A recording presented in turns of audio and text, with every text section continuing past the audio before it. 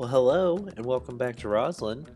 We're just checking our unemployment figures right here because if you remember from last episode, we built a lot on this farm and we actually don't have that many people unemployed.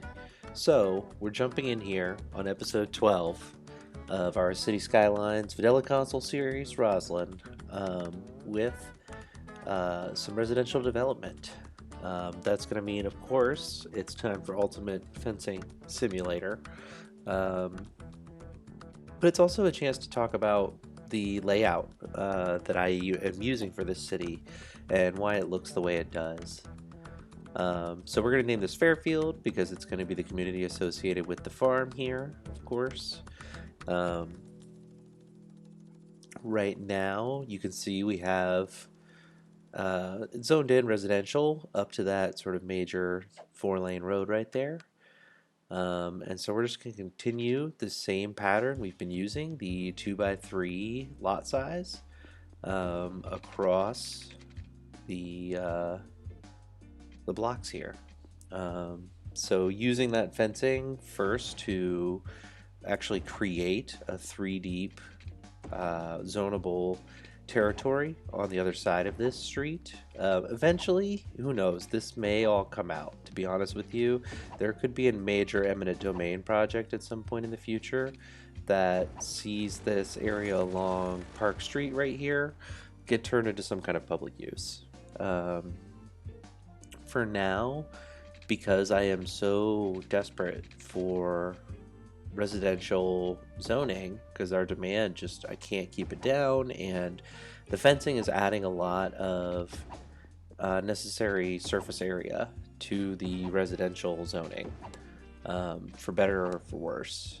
So yes, it's like a very nice touch and I'm very happy with it. I think one of the unintended consequences of it for sure is that I did not anticipate how much more room it would take to zone the same number of lots, because there is empty fencing space in between each one of them. So it's also a way I'm going to go ahead and add an extra lot onto these, because the other thing I really wanted to do for this city was try to find a realistic block length. So it varies a lot, and I think Lee Hawkins has a great video on block size and comparing city skylines block sizes to scale with some common block sizes you'd see, especially I think in US cities. I think that's all fairly interesting. I think it sort of falls apart though because city skylines does not really the scale feels very inconsistent with some things, I guess is how I would put it. And so part of wanting to regulate lot size to these 2x3 lots was due to that for me. I really wanted to sort of create a regular lot size, because normally, just as you're playing the game, if you just let stuff fill in sort of organically, you'll have a lot of different lot sizes, which isn't especially realistic in a lot of cities, I don't think. But it also the metric I really wanted to look at for the city was houses per block. So I wanted like a solid 8 to 10, if not more, houses per block. So that's in terms of like if you're walking down one side of the street on one of these blocks, how many houses do you pass on that side of the street? That's really the guiding metric for the block size here.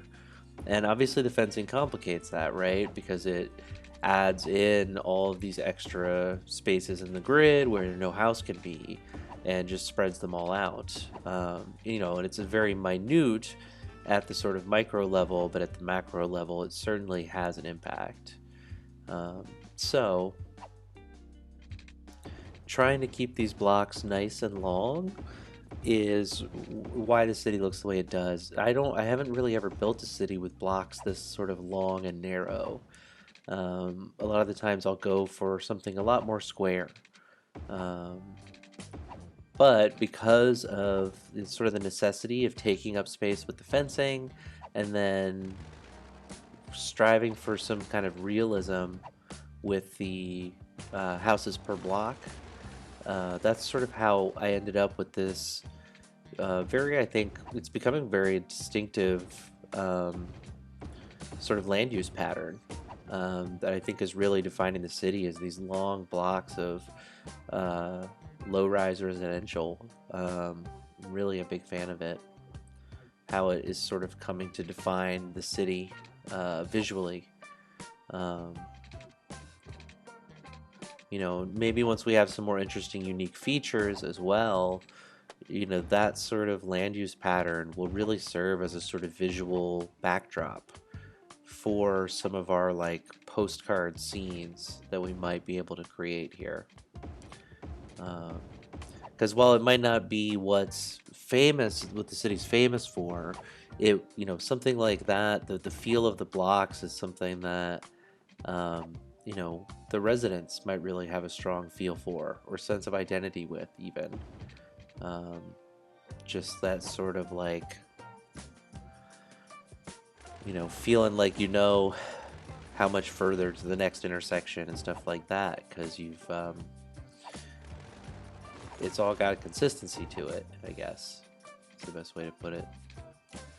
I'm just trying to see if I can squeeze one more lot in right there. It's not really working how I want it to, which is maybe for the best, because that's such a tiny little block right there. It might be better for park use or some other kind of public use, so just pulling that fencing back out.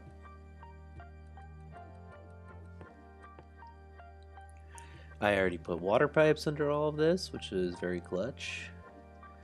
And I'm gonna break. Normally I wouldn't zone all of this at once because I'd be afraid of overdoing it. But I have been really just feeling desperate to try and meet residential demand so that I can focus on some other parts of the city.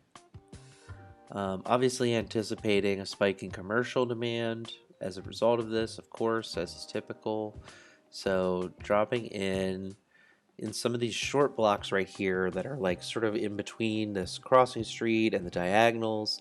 The diagonal, I thought it would be a good spot for a little commercial center and, maybe some other institutional uses. But as always, I try to be very intentional with my zoning pattern.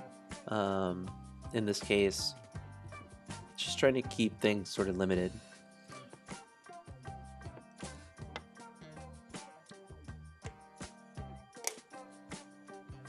Realizing there's not a lot of park activity down here yet. I'm wondering if I should put something in because the people along this main drive right here are already in the red in terms of leisure.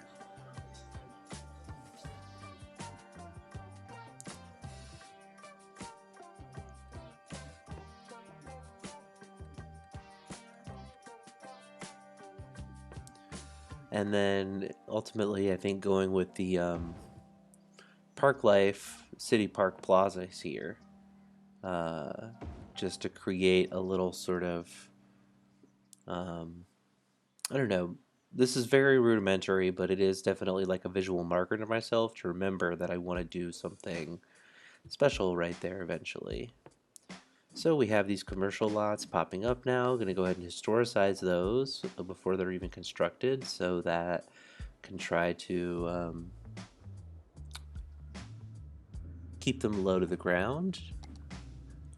And just checking the import-export balance there, we still are exporting a lot of timber, which is a good thing. It's a good problem to have because it means that we're producing enough timber that we're sort of overwhelming our own supply chain, which means that there's room to expand our operations with the timber area over here around Spring Forest.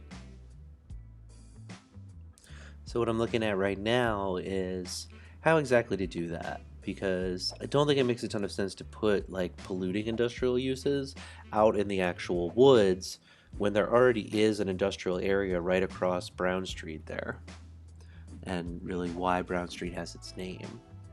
So here I'm just checking the levels of some of these things to see like, okay, are we exporting a lot of the raw material or is it all the processed goods? And it appears to predominantly be the processed goods from the sawmills there, I think.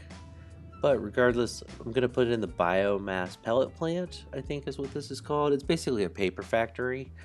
I don't know why it's not just called a paper factory. If you do know, sound off in the comments. I'd love to learn why they didn't just call this asset a paper factory. But, you know, paper factories tend to stink really bad. Ground pollution's really not that obscene for a factory in this game, but I don't think that necessarily accounts for the air pollution. I grew up in a town that had a cardboard plant right next to the high school, and the sulfurous smell of rotten eggs was one of our community's most distinguishing features. That and the smell of diesel trucks. So here I'm just extending this timber area's industrial zone across Brown Street there so that I can drop these in. And I'm gonna put it, is it gonna be facing Brown Street, or I think it may as well, because there's really not a lot of other uses for Brown Street down here. Now if this was gonna continue on through and become something else, which I guess it still could eventually, yes, then I would seriously reconsider putting it right on Brown Street like that. But given that there's not a ton of traffic down here right now, I'm really not that worried about turning these into proper blocks and actually dropping 2 of these basically on Brown Street. I think that's the plan here. Yep. Oh, first, of course, I will want to put some storage in. So we'll need somewhere to keep the paper as it's coming out. So I think it makes sense to do a small warehouse. You wouldn't necessarily just want a warehouse yard for your paper products. But putting that sort of downstream of the rest of this in terms of traffic, go ahead and put in, I think this is one of the sawdust storage areas. It's just one of the most compact ways to store the raw materials. And then plan is to try and fit 1 more of these in here. I need to expand the industrial area a little further.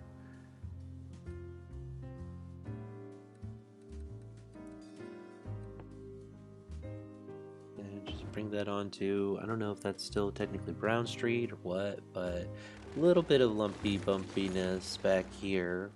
It looks pretty manageable, especially if we like just get rid of some of the dips that are back here anyway. We don't really need those. Just cleaning that up.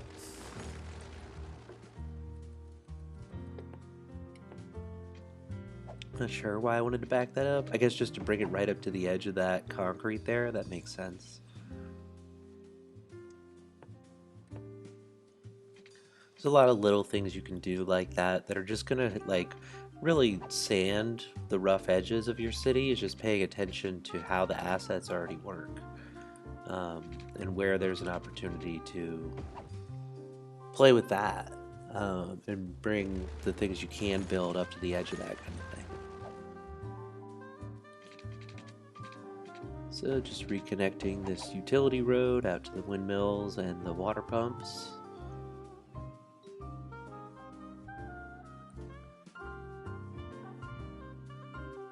And there we go. We got 2 paper factories down right in there. Basically right in factory row.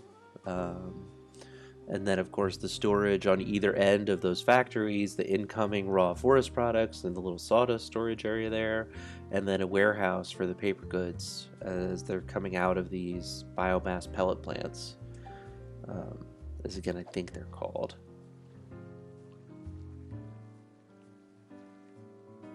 And I think that that really makes sense. It's a very logical place for that development to happen. It's like easily serviceable to all of the timber industry that's back there, while at the same time feeling very much like an extension of the existing industrial area. So I'm really pleased with that. Go ahead and check in on what's happening over here.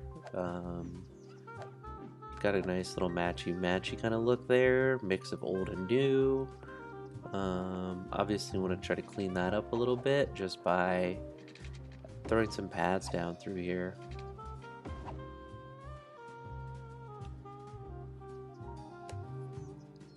So yeah, just adding some pedestrian paths. I think one around this hotel looking structure right here too would be nice. Just to create sort of like a very commercial vibe here. A lot of pedestrian access, businesses will like that.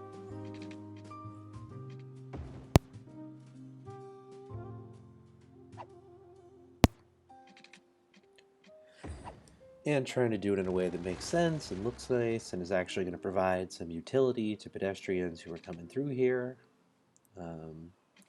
Always a tricky part.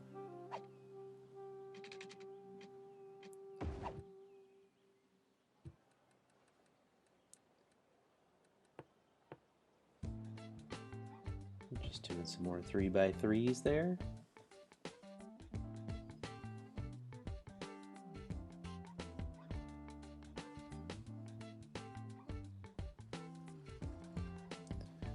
And seeing if there's anywhere else we could throw down a little commercial, since that's where all of our demand is right now. So just kind of finding a couple of spots here and there where it sort of makes sense to do a little bit.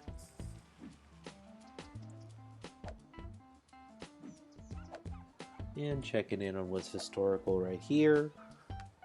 Actually want to dehistoricize because I'm not super wild about this 4 identical corners right here.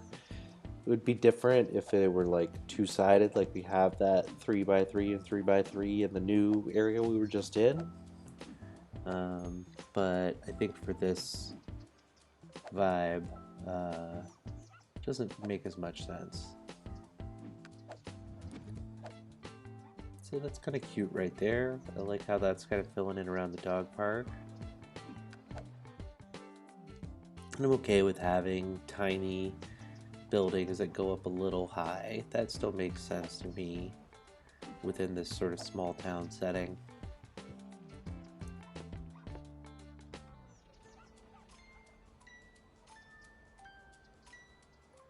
Just looking at another little commercial area right here potentially.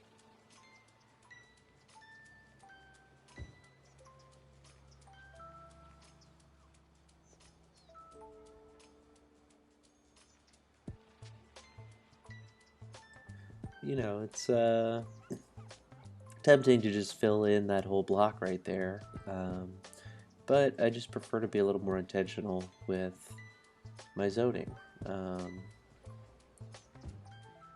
I think it helps the city, honestly. Just feel a little more organic, I guess, than just dumping the fill in. I mean, certainly that's way more efficient. And if you're not looking for a slowed down version of the game, absolutely, just fill your blocks with zoning. Maximize the space in there. Make the most of it. Use it all up. But, you know, I don't think you have to either. That's part of the beauty of this game is that, yeah, you can try to min-max every single mechanic if you want, but it's really not necessary. And in my opinion, there's a lot more to do when you really sort of break out of that mindset and get a little more creative about what you want your city to look like and how you're going to build its personality.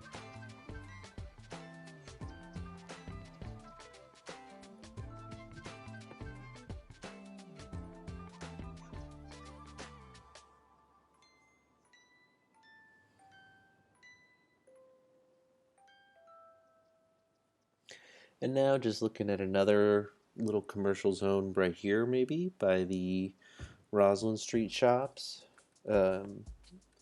There's only one shop. Well, I guess it's like a little strip mall over here right now. But with a little fencing, I think we can sort of create a little more depth to the zonable area on this side. And that should give us room to turn Roslyn Street into like a proper little cute spot here.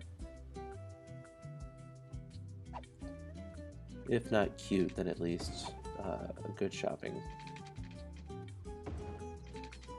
Just drag that down there. Yeah, that's what I'm looking for right there. That helped a bit. It's not 100%. It's still got some weird spots in it, but I will take it. And I am just going to switch it out with, I think this is the orange tree fence. It's one of my favorite fences. I think like the wooden fence, it's actually something you see quite a bit, something similar to this, just sort of basic sheet metal fencing. And I think just because there's no chain link fence in the vanilla game, at least as far as I know, this sort of serves in the stead of that to a certain extent.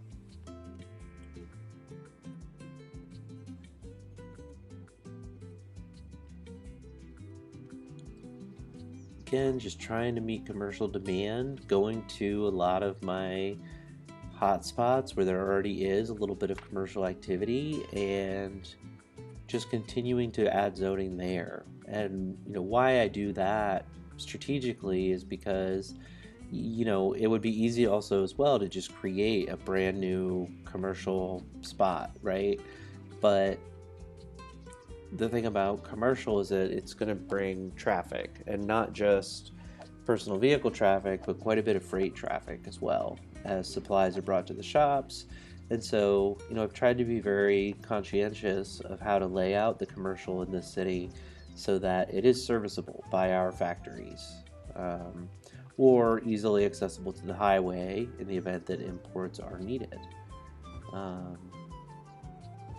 So that's why it's also nice to leave room around the commercial zoning I'm doing instead of just filling it all at once. Is now I can meet this demand kind of at my own pace. And like certainly I could just leave a bunch of commercial demand down and wait for it to fill in over time. But then that doesn't necessarily work super well with my historicization strategies.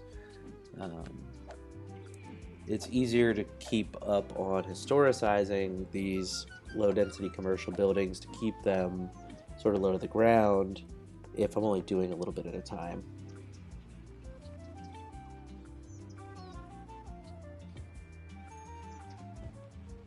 And they're just trying to go for an interesting, different look, a 3-1-3 instead of like a 3-2-2 or 2-3-2. When you get these consistent block lengths, it's nice to sort of play around with the sizes. Otherwise, you end up what I have across the street there, where it's like 4 of the same building over and over again, which to me is just not a look. I mean, it can work. I don't think it works right there, though. I think it looks goofy. So then just looking at if there's any other park stuff to add in down here.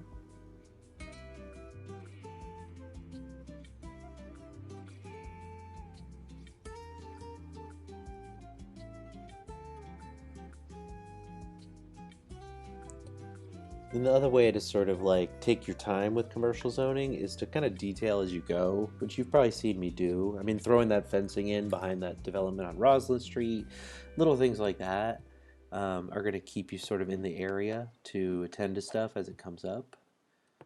And then obviously just bouncing around a lot.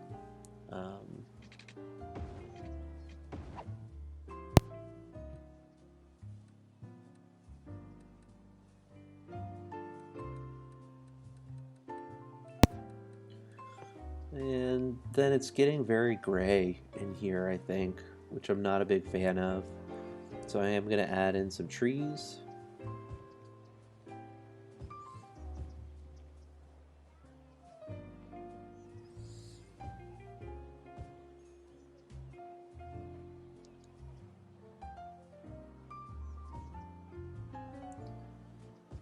And then just going to try to balance them out so it's 5 on either side. There you go. That gives us a nice row green there. It might have been nice to get a little green up in the middle there somewhere. And maybe eventually I'll pull that path back out so I can do that, just because it is such a big block of gray. But then just continuing this pattern with the trees at the hotel behind here, and that would be nice. I think a lot of these rooms, or maybe this is supposed to be a YMCA, I don't know. Whatever it is, nice to have some privacy. And then just looking at, maybe it'd be nice to mix a couple of other trees in here on theme with our tropical city. I mean, obviously they're not going to be happy about that big billboard being covered up by the trees, but tough. And then now you can see that pattern's kind of breaking down, because it's one thing to have one palm tree in the middle of 5 of those, what are they, the mangrove trees, I think they're called. It's another thing when it's 1, 1, 1, or 2, 2, 2. And I'm just not happy with the look of it from a distance. I want that consistent deep green color through here, at least along these rows. So I'm just going to undo and pull it right back out.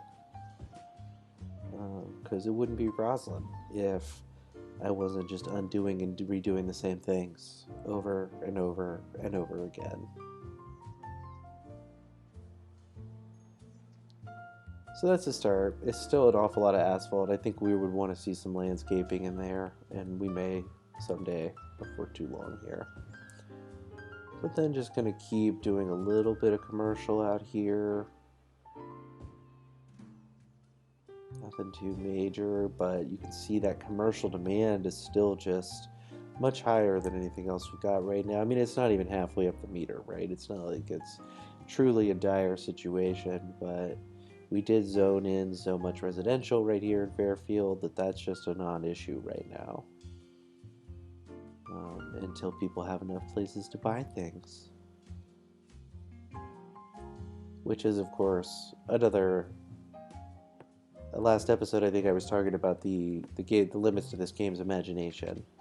And I think that's sort of one of them, that you gotta buy everything. It's like you're simultaneously this incredibly expansive, state-controlled city-state, really, and yet you can't just distribute goods. It's got to be sold through a store still. I don't know. I think City Skylines is sort of limited by a neoliberal imagination, politically in some ways. That doesn't mean we can't plant a tree right here.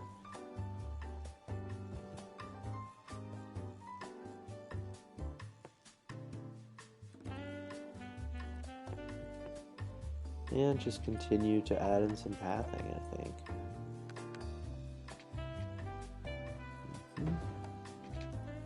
Just creating a couple more 3x3 blocks there. These ones will have a little more space though beside them, which I think is good. But you can still see commercial stuff is just popping right in there. Very in demand still.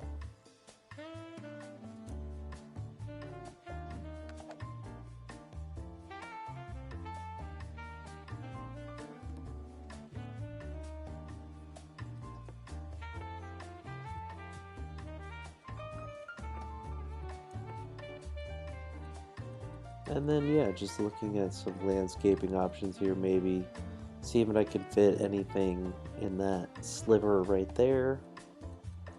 Might be nice to have a couple of pretty bushes.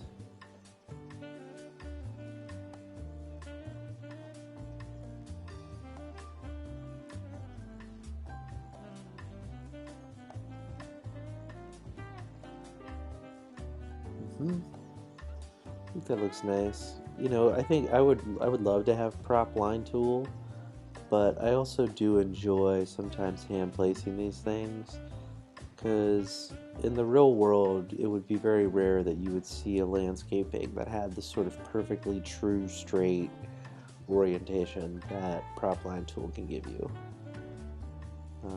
Not that I don't envy the ability to just throw down a straight line of trees or whatever, but You know, sometimes it's nice to have things a little off kilter, a little off center. I think it does actually help with the realism in the long run.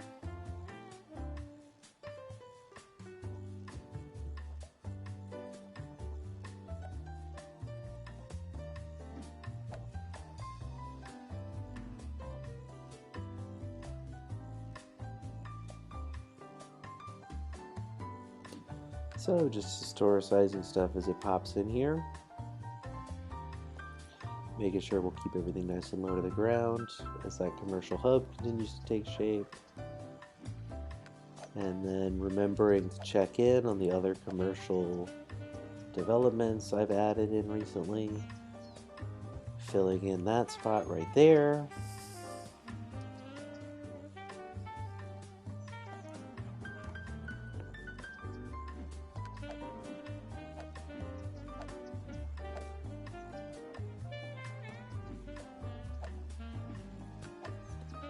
I don't think that was historic. Yep, there we go.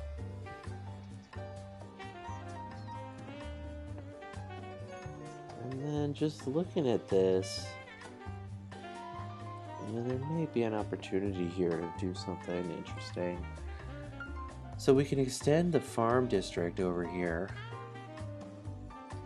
And make sure we keep the integrity of Grove and Valley district right there. But then that farm district is set up with the organic and local produce commercial specialization. And even though we worked really hard on the farmers market, and that's what all the farmers market is, there were a lot of buildings that I deleted over and over again to get them out of the way so that we could have the full, almost full tent set up there.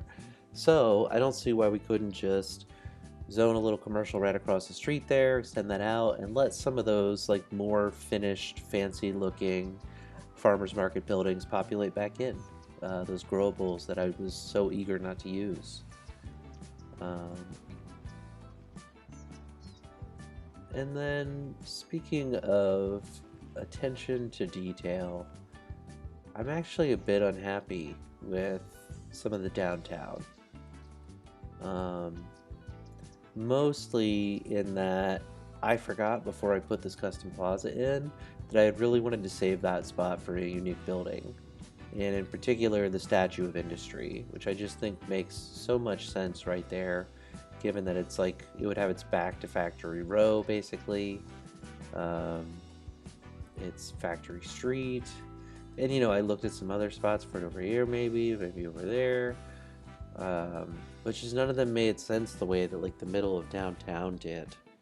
You know, I want to do something nice in public use-ish with that spot, but again, it just didn't quite feel like the spot for something like that. So, what I will do while I'm down here by the beach, though, is nothing. Time to go back up.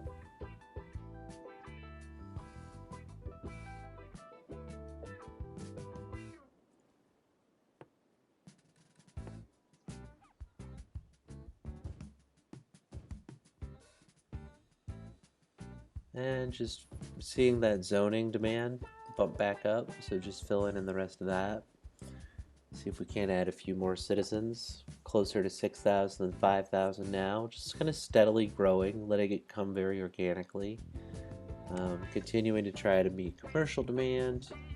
It's probably going to be a couple that I missed, though, if I'm being honest, in terms of historicizing.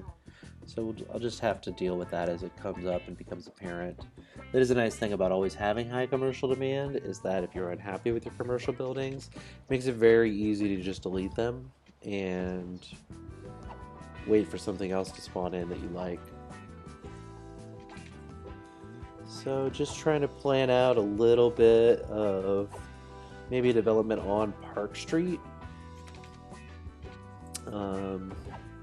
So using that fencing to deepen the zonable area, realizing I want to do something a little bit differently with the spacing. I think there's enough room.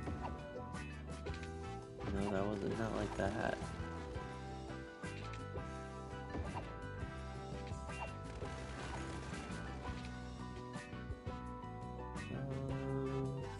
I don't think that's what I wanted to do either. that.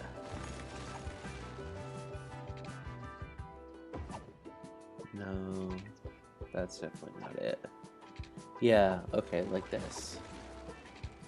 That way we can actually get 2 roads back through here, plus a pedestrian path.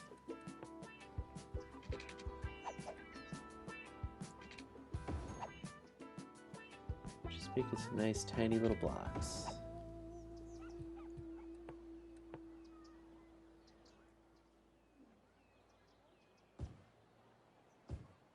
Leave room for a path right there. Yeah, again, just expanding the commercial. And actually also realizing that as this continues to become more of a hub right here, it wouldn't be a bad place to put some city services. You know, it's not uncommon you would see the fire department, the police station, maybe a medical center near a sort of little downtownish kind of spot like this. Because it makes sense. It's essentially a located part of the city. It's got good access to everywhere else.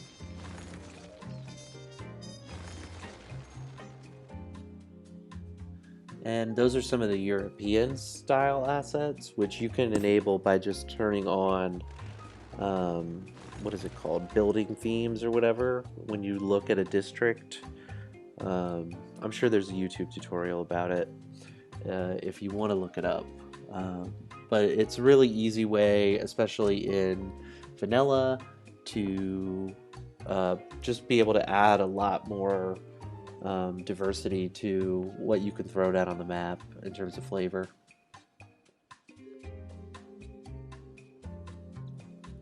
I think a lot of the European assets look like sort of very old school US type stuff too, that you might have seen built in the 19th century or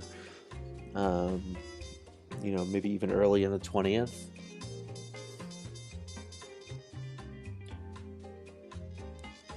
And then just thinking about a cemetery over here too. You know, it makes sense to have a church in a little spot like this, I think.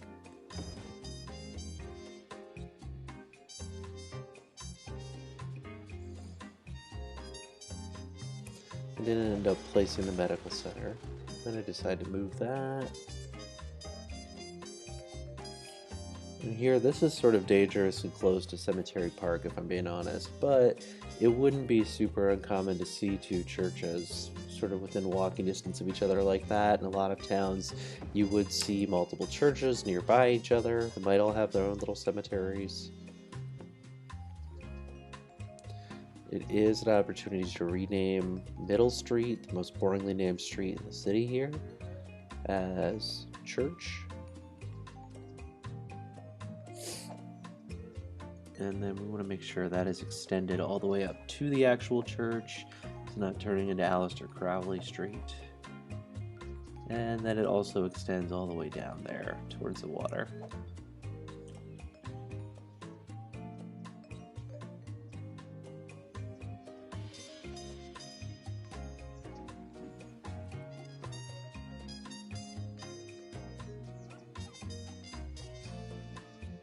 And just making sure our naming convention is actually applied to all the streets down here. Nothing's broken up or hasn't been named yet.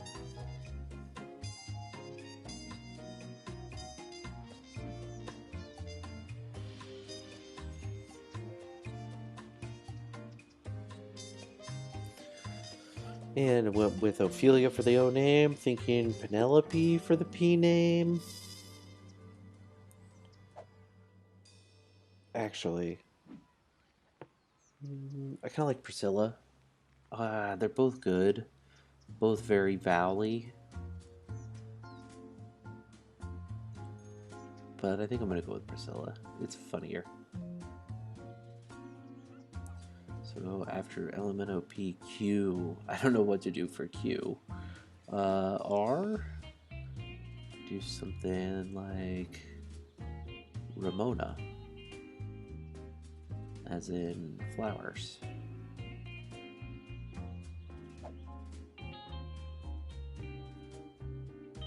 Okay, QRS. Although I do like the idea of that being Beechwood Street. But for now, Susanna? Yeah, I guess that's sort of old-timey. Oh, Susanna, don't you cry for me. You're a nice street right along the beach. Yeah, so just making sure our names are in there, except for that Q. Thing to do for that. Maybe just make up a Q name. About Quabanzia? That sounds like a name, right? Quabanzia? Sure, why not? I think that's a pretty name for a girl. Alright, well that's going to be it for episode 12, so please tune in next time. Thanks for checking it out.